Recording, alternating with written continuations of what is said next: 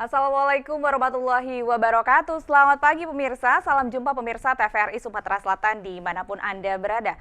Apa kabar Anda di pagi hari ini? Mudah-mudahan Anda selalu sehat dan tetap semangat menjalankan aktivitas Anda sehari-hari. Mengawali hari ini di hari Jumat pagi ini di tanggal 6 September 2019, mudah-mudahan Anda yang sedang berolahraga bisa juga mengikuti talk show kami Info Sehat sore di pagi hari ini. Karena menarik sekali pagi hari ini kita akan membahas tentang jantung. Jantung ini adalah merupakan organ vital di tubuh manusia. Bagaimana kita menjaga kesehatan jantung kita agar keberlangsungan hidup kita bisa berjalan dengan baik.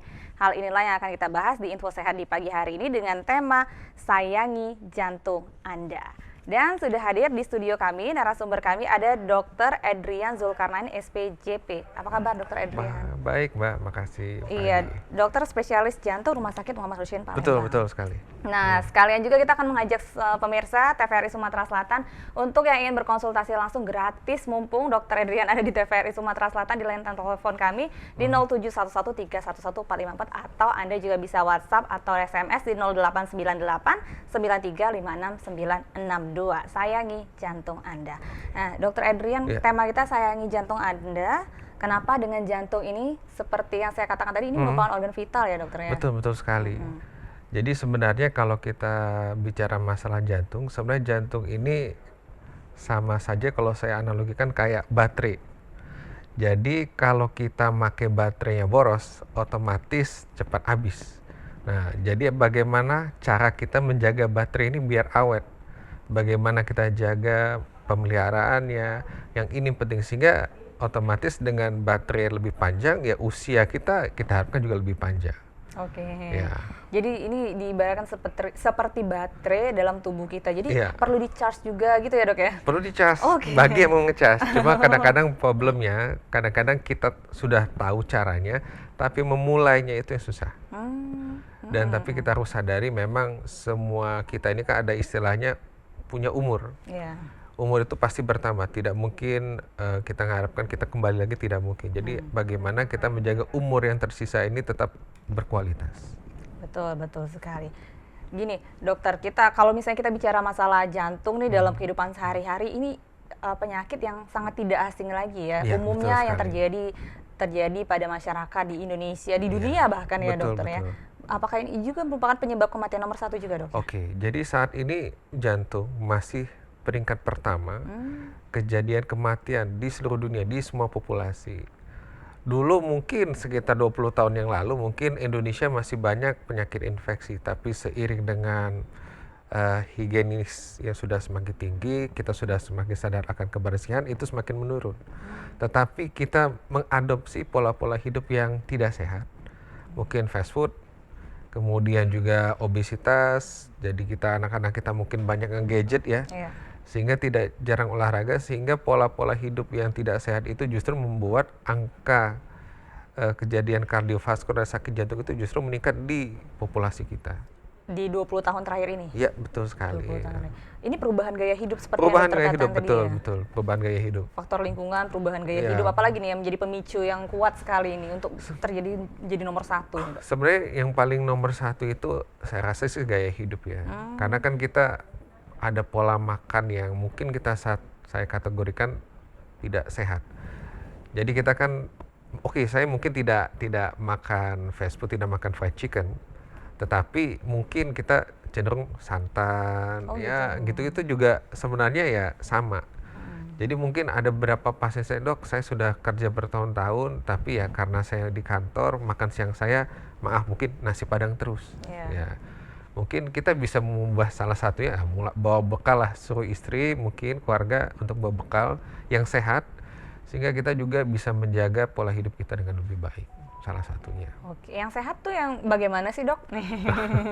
Yang sehat sih relatif ya. Sebenarnya paling kalau saya bilang itu makan yang seratnya banyak, kemudian kandungan proteinnya juga tinggi. Dan kita juga harus melihat ada lemak yang baik dan lemak yang tidak baik. Jadi kalau kita kategorikan yang lemak yang tidak baik, contohnya mungkin santan, kemudian gorengan. Emang itu tidak boleh atau sedikit atau bagaimana nih?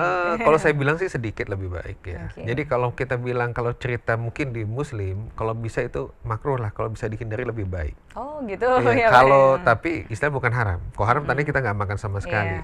itu kalau kita bisa hindari lebih baik. Dihindari lebih baik.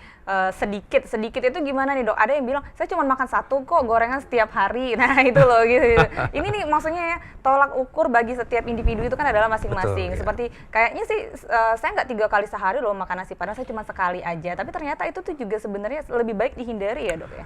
Makanya kalau saya bilang yang penting itu bagi kita nih, kita harus tahu angka kita. Angka kita itu apa? Kita harus, kapan terakhir kita cek darah kita?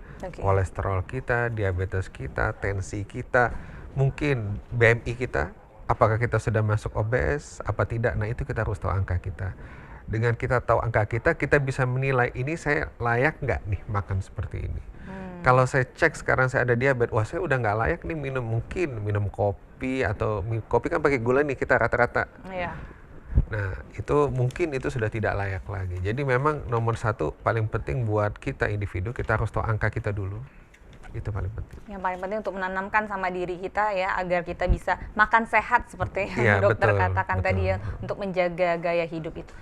Satu lagi, jantung ini keturunan nggak dok? Sebagian besar kalau saya bilang sih tidak. Oh oke.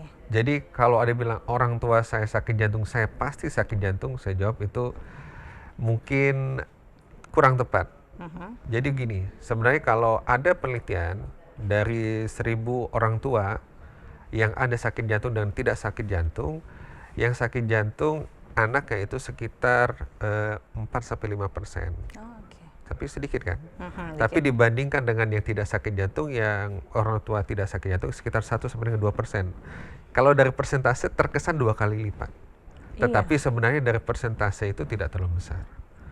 Jadi kalau orang tua yang ada, kita orang tua sakit jantung, yang paling penting adalah kita cek diri kita sendiri. Mungkin kita punya faktor risiko untuk sakit jantungnya lebih dini. Makanya kalau pasien mungkin yang anak-anak muda 20-30 tahun ya merasa sehat karena mereka orang tua saya ada sakit jantung, apakah saya harus cek jantung? Saya bilang yang paling penting Anda harus cek angka Anda. Oh gitu. Jadi nggak usah mikir jantung itu saya harus cek jantung echo atau pemeriksaan yang complicated, nggak usah. Anda yang penting nomor satu cek angka Anda dulu aja, karena angka itu kan Anda sekedar cek mungkin darah, mungkin annually ya setahun sekali aja. Kemudian mungkin cek tensi kan simpel nih, mungkin kerja, mungkin ada poli kantor, tinggal cek tensi aja. Jadi kita lebih gampang, itu nanti kita lebih gampang juga untuk ngecek. Kalau kita mikir saya harus cek jantung, nanti usaha untuk pergi ngecek aja udah malas. Udah takut. Nanti kalau ada ternyata dan lain sebagainya. Paling tidak bisa mengurangi faktor resiko ya kalau misalnya kita secara berkala untuk melakukan cek itu.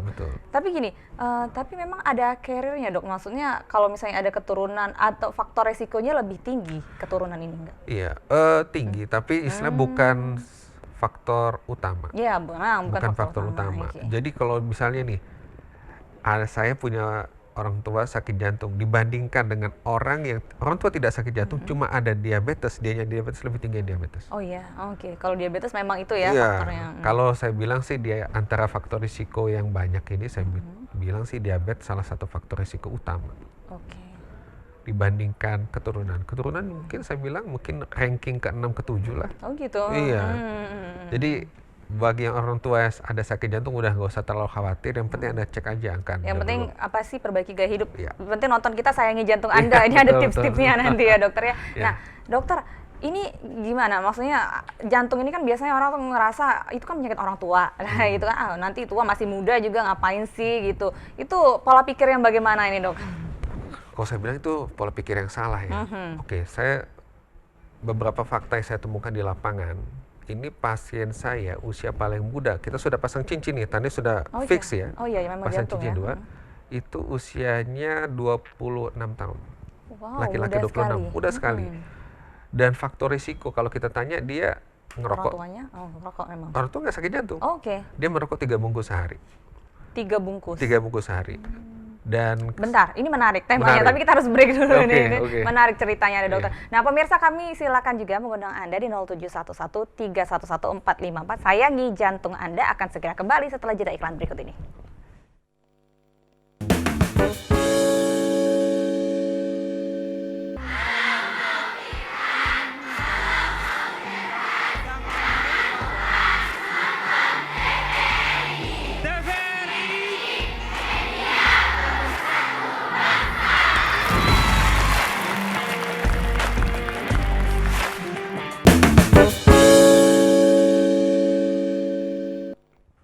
Anda masih bersama kami di Info Sehat pagi hari ini. Sayangi jantung Anda masih menjadi tema kita di pagi hari ini. Silakan untuk Anda yang ingin berkonsultasi bersama dengan Dr. Edrian di line telepon kami di 07113114454 atau di WhatsApp atau SMS di 089893569962. Nah, kita akan melanjutkan cerita tadi ya, Dok ya.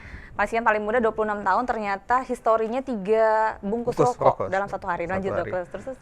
Ya, jadi dan kita sebenarnya agak kaget ya. Karena sebenarnya kalau dari populasi penelitian di luar, itu rata-rata pasien awal-awal sakit jantung tuh mungkin di atas 40-an. Oh iya. Iya, 40-an. Justru di pasien ini 20-an. Makanya kita tanya, maka dia bilang 3 bungkus sehari itu. Dan kalau saya bilang, pas saya pendidikan di Rumah Sakit Harapan Kita Jakarta, sebenarnya populasi pasien sakit jantung di bawah 40 itu cukup banyak. Jadi kalau kita kategorikan di bawah 40 tahun kan cukup muda ya. Dan kita evaluasi ternyata rata-rata hampir 95% itu perokok semua. Oke. Jadi kalau saya bilang aktif untuk ya, perokok aktif. Perokok aktif. Jadi istilahnya kalau saya bilang ini rokok ini terutama faktor risiko utama bagi yang sakit jantung di usia muda.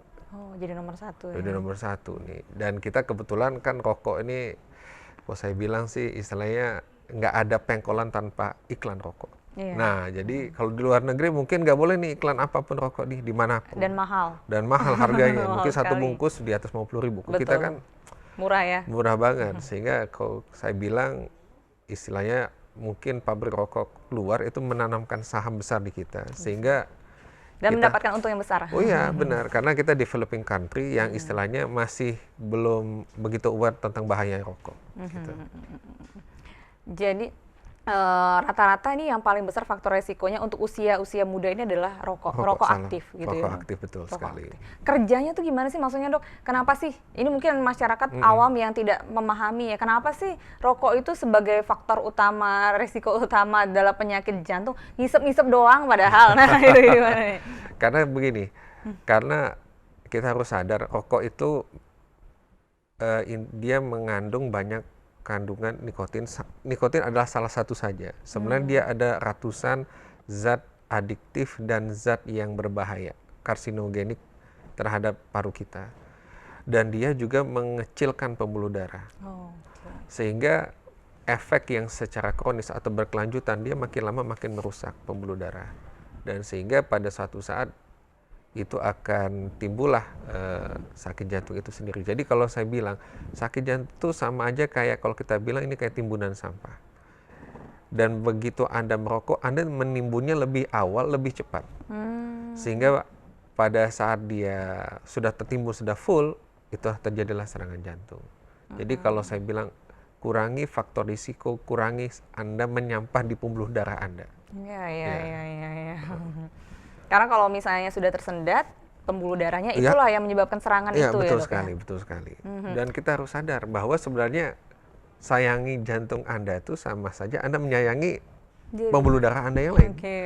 Karena sebenarnya untuk kayak stroke, sebenarnya kalau untuk secara fisiologi, patofisiologi, terjadinya serangan jantung sama stroke itu serupa. Intinya ada pembuluh darah tersumbat. Iya. Kalau ke jantung serangan jantung, kalau ke otak ya jadinya stroke. Betul. Jadi satu paket sebenarnya. Satu paket sebenarnya. Jadi, kemana dia mengalir? Iya betul sekali. Jantung jadi serangan, kalau ke otak jadinya stroke. Betul. Intinya sayangilah pembuluh darahnya yang harus dijaga sih itu ya, Dok ya. Iya betul sekali. Dok, kalau itu aktif, kalau perokok pasif juga sebenarnya ada faktor resiko juga itu? Ada faktor resiko. Cuma kalau perokok pasif ini dia sifatnya mungkin berkelanjutan juga secara kronis ya.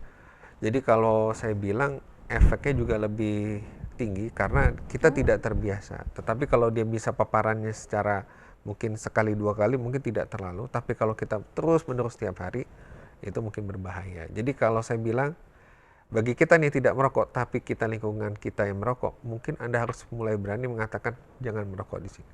Atau Anda pindah ke tempat yang tidak merokok. Jangan depan saya. Depan saya gitu. Jadi, karena kan memang ada kawasan rokok sendiri harusnya ya, Dok ya. Betul. Salah satu peraturan yang dibuat oleh pemerintah untuk menjaga kawasan itu. Oke, Dok, apa ya, gejala ya mungkin ya, gejala-gejala yang dialami. Apalagi kalau misalnya yang muda-muda, kalau yang misalnya yang di atas 40 tahun mungkin faktor sudah sangat umum ya, sakit di dada dan lain sebagainya. Nah, kalau muda-muda ini biasanya tiba-tiba ya dok ya serangannya tuh gimana? Jadi gini, sebenarnya mau muda mau tua lebih Sama. kurang hampir sama. Oh, Gejala awal, kalau kita bilang sebenarnya gejala awal tuh bisa macam-macam. Bisa mulai dari sakit dada, mulai dari sesak, ataupun dia misalnya cepat capek, bahkan yang paling berat ya langsung meninggal. langsung gitu Meninggal ya? bisa. Jadi bisa aja. Saya nggak pernah. Jadi mungkin kita pernah dengar beberapa artis nggak pernah sakit tiba-tiba plek langsung meninggal. Iya, iya, Dibilang itu sering. sakit jantung. Hmm. Jadi seolah-olah wah kok bisa sakit jantung padahal sebelumnya nggak pernah. Nah itu. Jadi awal gejala pertama pun bisa langsung serangan. Bisa serangan dan bisa langsung meninggal. Langsung meninggal, Oh, betul. gitu. Jadi kalau saya bilang kita nggak tahu umur kita Iya. berapa, kok bisa kita jaga dari awal. Kalau sudah terjadi mungkin sudah terlambat. Tapi gini, berarti kalau misalnya saya akan mengambil yang paling utama itu adalah sakit dada. Kalau misalnya dada memang merasa sakit itu memang harus apa ring pertamanya langsung harus periksa itu dok ya, apapun itu yang dirasain. Oke, jadi gini, kalau kita sakit dada, nomor satu, ini yang suka, mungkin ada pernah mendengar nih kalau saya anggap ini hoax ya, suruh batuk kuat-kuat, atau bersin kuat-kuat, Oh, iya. atau ya gitu ya. Nah kalau itu saya bilang justru itu sangat bertentangan dengan serangan jantung. Jadi semakin itu ya malah ya. Semakin pacunya memicu ya. malah. Mm-mm. Jadi kalau saya bilang kalau Anda tidak nyaman, sakit dada, Anda mending istirahat, minta telepon keluarga Anda atau ya siapapun yang di ring Anda mungkin ini, Anda bawa ke rumah sakit. Oke, kita terima telepon. Iya, oke. Halo, Info Sehat, selamat pagi. Iya. Dengan Bapak siapa di mana? Halo, Iya. selamat pagi, Iya. Bu. Pagi. Iya, dengan Pagi. pagi. Dengan Bapak siapa di mana? Ini Bu, mau tanya. Kan kami ini kira-kira usia udah menjelang 50 tahun ke atas. Nah, di dalam menjelang usia 50 tahun ke atas itu, penyakit apa yang, makanan apa yang perlu kami hindari, kemudian gejala-gejalanya apa saja Bu, kalau kita sakit jantung itu. Baik. Oke. Baik Pak Oke, Safrol, Pak Safrol. terima kasih. Oke. Oke.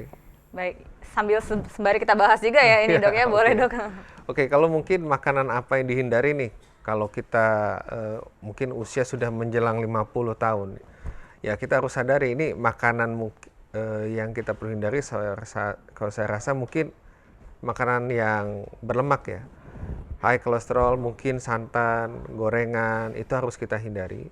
Kemudian mungkin ya ini, minuman manis. Kadang-kadang kan kita nih semua, kalau kopi pakai gula, Teh gula teh ya, pakai gula, ngejus pakai gula juga plus susu, bukan kental manis kan? kental manis ya, Itu kental manis, susu kental manis itu bukan susu sebenarnya, itu gula rasa susu, krim ya. krim ya. Jadi maksud saya yang itu seperti itu kita harus sudah hindari, karena kita nggak tahu, dan coba setiap tahun itu dicek berapa angka kolesterol kita.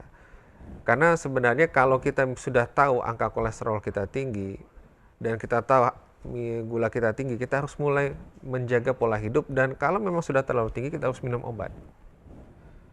Karena ini ingat, ini sifatnya kalau kita tidak jaga ini akan menjadi masalah di kemudian hari. Dan saya rasa usia 50 tahun adalah usia yang ideal untuk kita memulai. Sebenarnya mulai dari awal, tapi daripada tidak sama sekali kita harus cek. Mungkin bagi Pak Safrol yang belum pernah cek darah, kolesterol, saya rasa kita coba harus cek.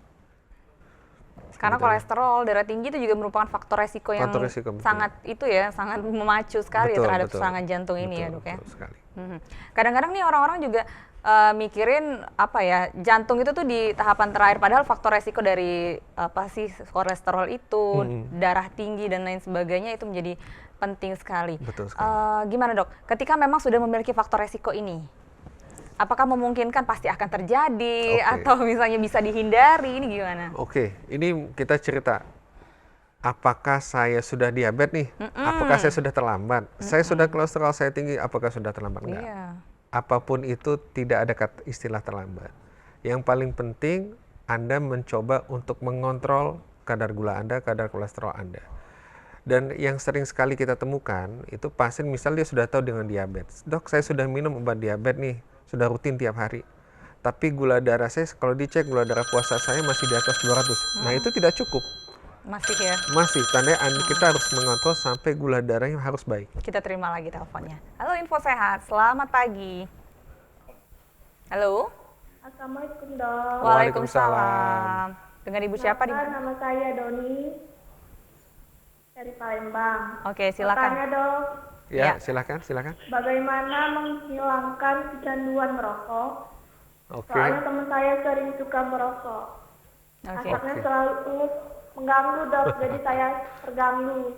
Oke, Baik, terima kasih Mbak Reni ya. Terima kasih Oke. dokter. Yo, terima kasih. Waalaikumsalam. Wah. Ini mungkin pertanyaannya sangat menarik ya. Karena sebenarnya sejujurnya sebagian besar perokok itu pengen berhenti. Oh ya. Sebagian besar perokok itu pengen berhenti. Tetapi sejujurnya hanya sebagian kecil yang berhasil. Sebagian kecil berhasil. Kenapa? Karena memang rokok ini efek adiksinya itu melebihi dari kalau kita bilang nyimeng.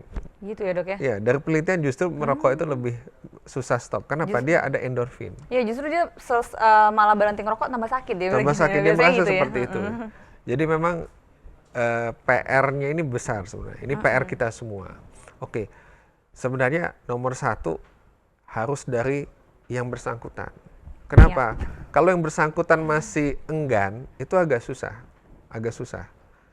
Bahkan kadang-kadang kalau saya bilang, kalau pasien saya tanya, Pak bisa nggak berhenti merokok? Insya Allah, saya bilang, Bapak berani nggak bersumpah demi Allah? Dia bilang, belum berani. Nah, kalau sudah begitu, tandanya belum niat. Belum kuat ya niatnya. Belum kuat ya. niatnya. Dan sebagian besar yang berhenti merokok justru pada saat sudah serangan jantung, sudah kena kanker. Sehingga kadang-kadang obat paling manjurnya justru kalau udah serangan. Kalau udah sakit. Kadang-kadang masih serangan juga masih pengen juga tetap ya. Iya. Jadi kalau saya bilang trik untuk kita stop merokok harus dari pasien atau dari orang yang bersangkutan itu dulu. Dan kalau bisa, kalau sudah meniatkan, harus disiarkan, saya tidak merokok lagi, tolong jangan tawarin. Dan jangan melanggar juga ya. Iya, karena kadang-kadang nih kalau dia tidak siarkan nanti ada temennya mau rokok nggak, akhirnya dia masih ambil, sehingga terpicu lagi, begitu. Jadi susah, betul sekali. Candunya kuat sekali. Kita harus break lagi nih dokter. Pemirsa, kami masih mengundang Anda bergabung bersama kami nanti setelah break ini, setelah jeda iklan berikut ini. Tetap bersama kami di Info Sehat.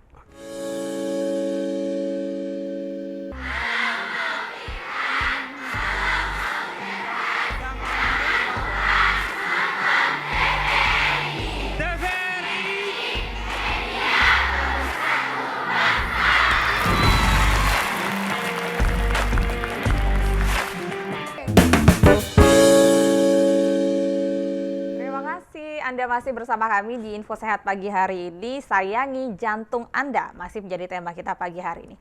Pemirsa, silakan untuk Anda yang ingin berkonsultasi langsung di 0711311454 atau di 089893566962 bersama dengan Dr. Edrian dari Rumah Sakit Muhammad Husin Palembang. Nah, ini semakin menarik sekali, banyak sekali case-case gejala-gejala ataupun penyakit-penyakit. Gini ya dok ya, setiap orang itu kan, setiap individu tuh mungkin gejalanya juga masing-masing beda-beda ya, apa yang dirasakan, kemudian dampaknya. Tapi gini, ketika memang sudah terkena penyakit ini dokter, serangan lah ya biasanya, apakah memang harus terjadi tindakan-tindakan seperti harus operasi, harus pasang ring dan itu dok? Kadang-kadang orang takut nih ya, biasanya gitu ya. Oke, jadi gini, untuk masalah serangan jantung itu sendiri, yang jelas yang penting penanganan awal.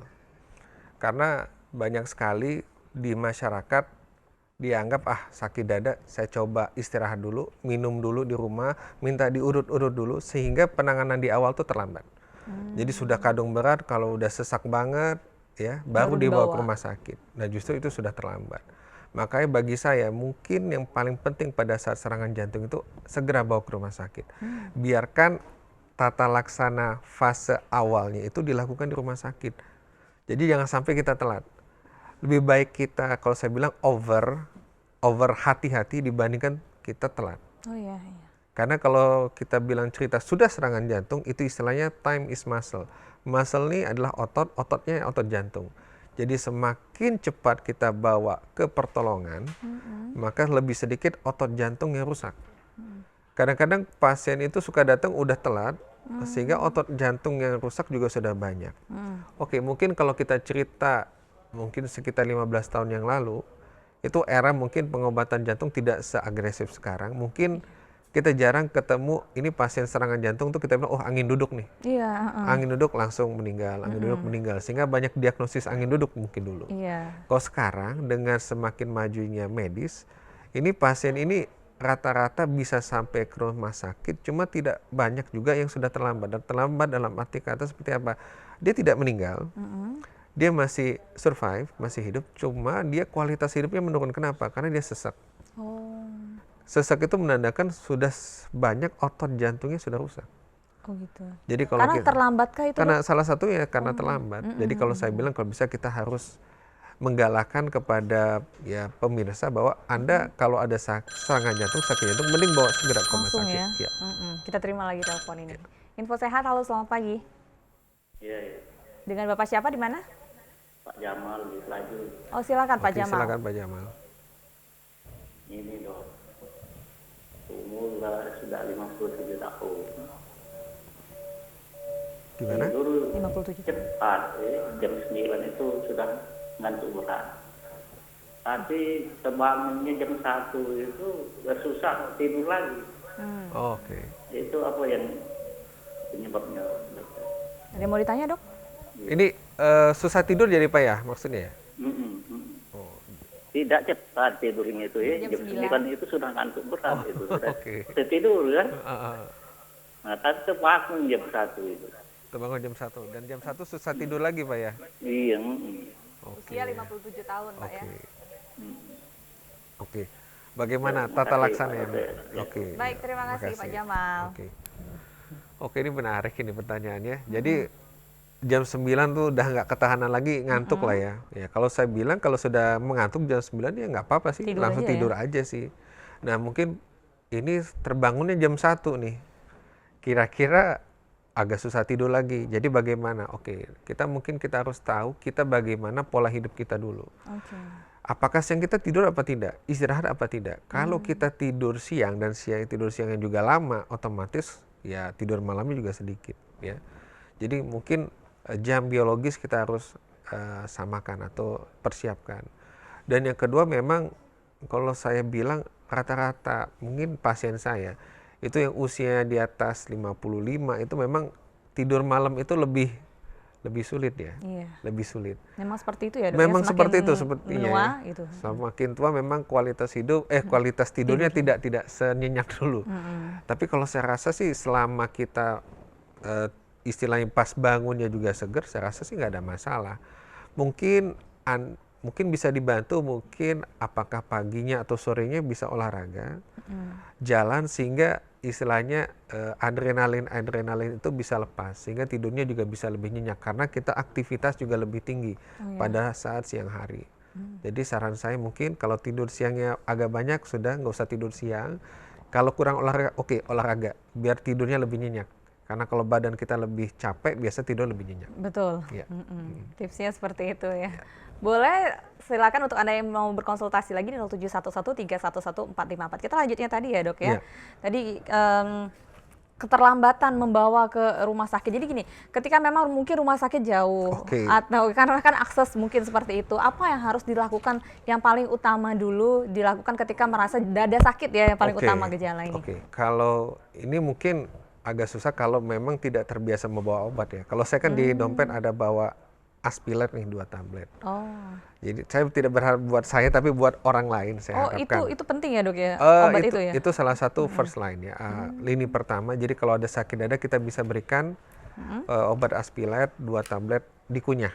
Oh Aspilet 2 tablet. Oke, 2 tablet dikunyah dan pasien dibawa ke rumah sakit. Tetap bawa ke rumah sakitnya. Jadi tidak menunggu tetap.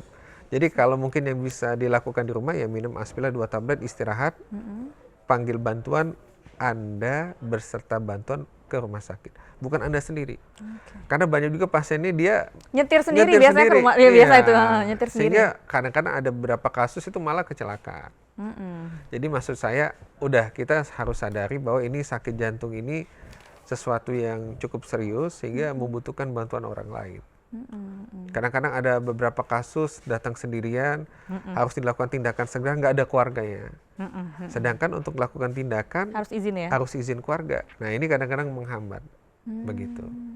Atau nggak usah keluarga, atau saudara dekat kayak tetangga atau siapapun yang bisa membantu Anda dalam proses ya perawatan lah, lebih kurang seperti itu. Sering tuh saya mendengar case nyetir sendiri karena Betul. ngerasa susah nyampe Iya. ke rumah sakit IGD gitu ya dok ya. memang Kadang-kadang banyak yang tidak tertolong malah. banyak. Oh gitu dok ya. Iya, kadang-kadang udah istilahnya di parkiran sudah nggak sadarkan diri, perlu dibantu, begitu.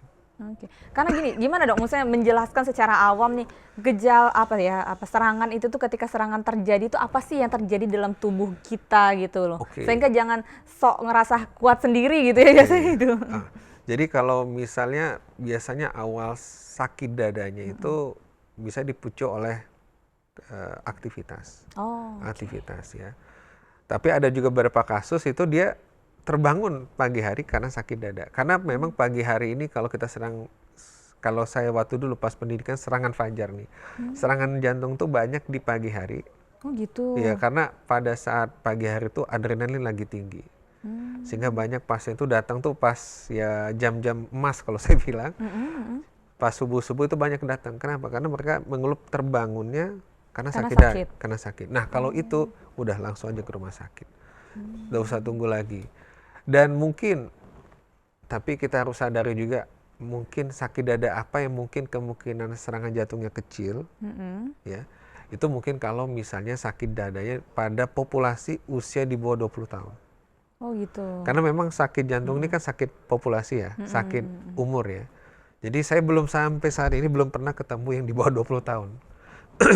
Tapi kalau untuk wanita, saya belum pernah ketemu yang di bawah 30 tahun. Oh gitu. Jadi kalau wanita, ya mungkin di bawah 30 tahun, saya rasa sih kemungkinan sakit dadanya karena serangan jantung sangat-sangat kecil.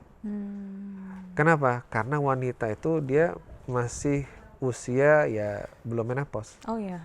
Jadi sebenarnya wanita itu diberi berkah oleh Tuhan ya, karena dia masih mens, dia masih mendapatkan proteksi terhadap pembuluh darahnya dari hormon yang dihasilkan. Nah, cuma jangan salah, dari penelitian pas wanita sudah menginjak usia menopause, sebenarnya angka kejadian serangan jantungnya itu sama seperti pria. Oke. Tetapi setelah diikuti 5 tahun ke depan, justru wanita lebih banyak. Lebih tinggi Lebih malah. tinggi. Ya, betul sekali. Jadi mungkin kalau yang sudah menopause harus lebih hati-hati lagi malah. Betul. Oke, baik. Ini semakin menarik ini dok, karena tema kita adalah sayangi jantung Anda ya. Nanti mungkin akan kita bahas ya tips-tips dan trik gini. Masih membahas case juga. Ketika memang sudah terkena serangan jantung ini dok, sudah dilakukan penanganan. Pasca dari sini dok ya, bagaimana? Apakah mereka tetap harus juga menjaga, bagaimana dia menjaga diri dia agar tidak terjadi serangan lagi? Oke, jadi gini. Jadi kan saya sudah jelasin nih, kalau bagi yang sudah diabetes atau darah tinggi belum terlambat. Nah ini udah serangan jantung nih. Iya. Ini udah apakah lost case? Oh jangan. Ingat, yang paling penting itu adalah kita kualitas hidup. Banyak pasien yang sudah pasang cincin, sudah bypass operasi, itu masih tetap bisa aktivitas, masih bisa olahraga. Ya, yang penting dia harus kontrol minum obat dan menjaga pola hidupnya. Memaintain itu ya. Memaintain Kita terima itu, telepon lagi nih. Halo, Info Sehat, selamat pagi. Halo? Iya, dengan ibu siapa di mana?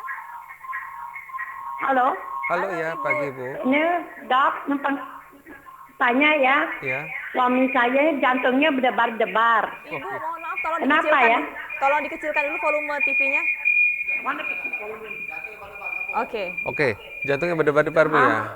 Iya, sudah hampir setahun dok. Setahun ya Bu ya? Oh, mana? Oke, Ibu Ihsan ya? Oke. Halo? Halo, iya Ibu. Iklan lagi. Usia- Iklan nih, Mat. Ibu usia suami? Usia suaminya berapa Bu ya? Kalau. Ibu, Halo? Halo Ibu, ya. Suaminya usia berapa Bu ya? Apa tadi nomor berapa? Nanya. Halo? Halo? Oke. Oke. Terputus, berdebar-debar ya. Berdebar-debar. Saya asumsikan mungkin usia suaminya mungkin di atas 40 ya. Saya Iya. asumsikan lah ya. Jadi gini Bu, kalau berdebar-debar ini keluhan yang kalau saya bilang banyak penyebabnya. Banyak penyebabnya.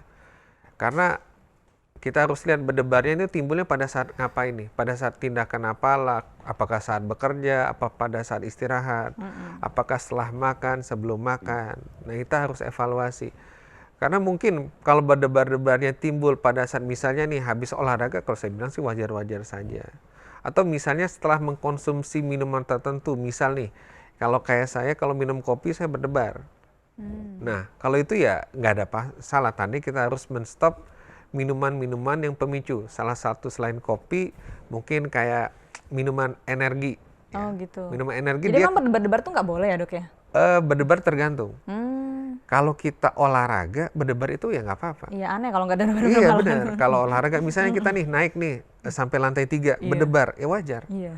Nah, yang tidak wajar tuh misal nih kita lagi istirahat, duduk-duduk manis, Tiba-tiba tiba-tiba berdebar. berdebar. Nah, cuma sensasi berdebar ini sebaiknya harus kita evaluasi secara ada pemeriksaan EKG nomor 1.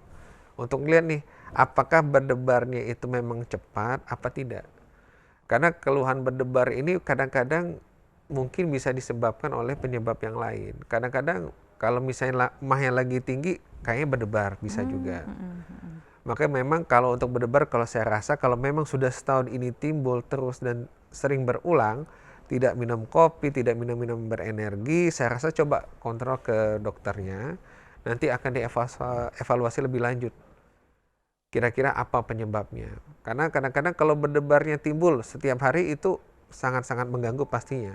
Cuma kalau berdebarnya mungkin sebulan cuma sekali dan cuma mungkin berapa detik ya mungkin tidak ada masalah begitu. Dilihat juga ya, dievaluasi Betul, juga ya bagaimana. Nanti kalau debar-debar habis olahraga ya nggak masalah dong. Nggak ada masalah. Aneh malah. Iya betul. Dokter, kita lanjut yang tadi, ketika memang sudah terkena serangan berarti kan apa sih ya, pasien harus tetap semangat ya. Harus tetap semangat, untuk menjalani aktivitas. Jangan merasa bahwa udah serangan nih, takut bakal kena serangan lagi. Jadi gitu. banyak pasien itu begitu dia serangan, sudah dipasang cincin ya, sudah bagus, anggaplah sudah bagus, dia merasa oke, satu. Dia merasa sudah cukup pasang cincin, saya tidak perlu minum obat. Nah itu salah. Oh oke. Dia merasa setelah dipasang, sudah dioperasi, saya sudah selesai, tidak perlu minum obat. Itu kesalahan sangat-sangat besar, sangat-sangat fatal. Jadi yang dilakukan pada saat pasang cincin atau operasi itu hanya membuka jalannya saja. Tapi harus tetap Harus tetap dijaga gitu. Kita terima telepon. Info sehat, selamat pagi, halo. Selamat pagi, Bu.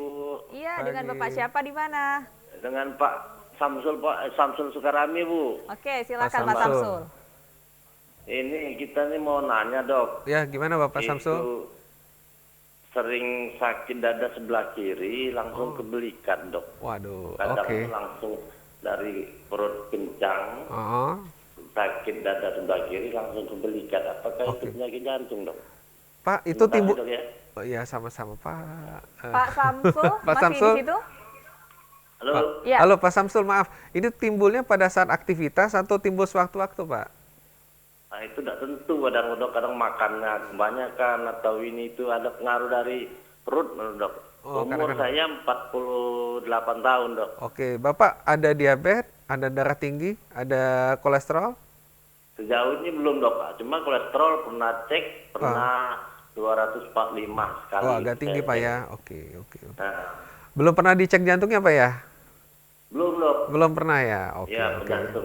Pernah waktu tes, pernah ikut tes dulu kan, Iya Pak. Heeh. dicek jantung, normal katanya, bagus, pernah Tahun tes. tahun berapa Pak itu ya diceknya ya? Tahun 2013-an lah kita. Oke, 6 tahun yang lalu ya Pak ya. Oke. Iya, Baik. makasih, Dok, ya. Ya, sama-sama Pak Baik, Samsul. terima kasih Oke. Pak. Dokter, nanti kita jawab ya. Kita harus promo dulu Oh. pemirsa. Kami akan segera kembali setelah jeda iklan berikut ini. Tetap bersama kami di Info Sehat.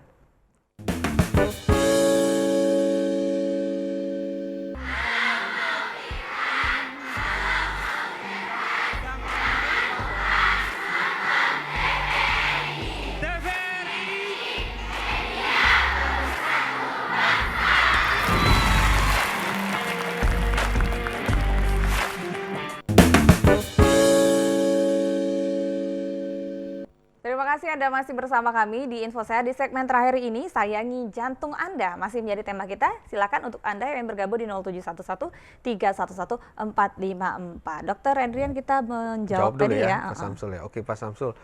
Ini kalau saya lihat sih memang kalau keluhan nyeri dadanya memang mencurigakan, Pak. Saya nggak mengatakan Bapak sakit jantung ya. Memang mencurigakan karena nyeri dada sebelah kiri tembus ke belakang. Emang itu gejala-gejala sakit dada yang mencurigakan untuk sakit jantung.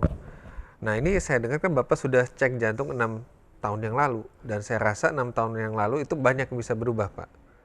Kalau saya rasa, saya anjurkan mending baiknya Bapak cek ulang. Mulai dari angka-angka, kolesterol, mungkin kata Bapak tinggi, kita nggak tahu itu tingginya kapan.